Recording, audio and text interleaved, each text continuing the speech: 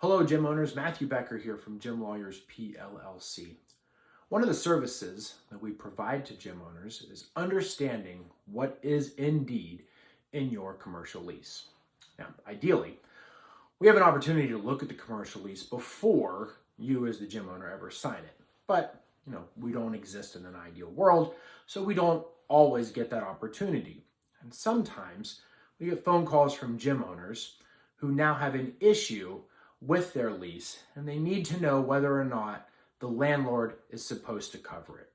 The most common of these issues involves some sort of repair. Whether the roof is leaking or the windows are leaking or the toilet is broken or the HVAC system is failing. There's some sort of issue on the premises or with the building, and the question is, does the landlord have to repair it? And our answer is always, what does the lease say? Because the lease is a legally binding contract. And in that legally binding contract, it's going to explain the responsibilities of both parties, the landlord and the tenant. And so the first thing we have to do is turn to the lease. And we look to the lease to see, does the lease provide that the landlord is responsible for, say, fixing something like the HVAC system? Or, oftentimes, especially in triple net leases, we see that the lease says that the tenant is responsible for maintenance of the HVAC system.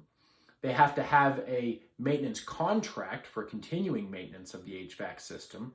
And if the HVAC system goes down, the tenant is responsible for repairing it or replacing it.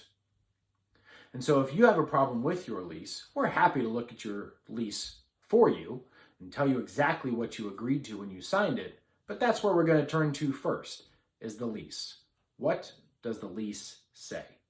If we can ever be of assistance, feel free to reach out at gymlawyers.com.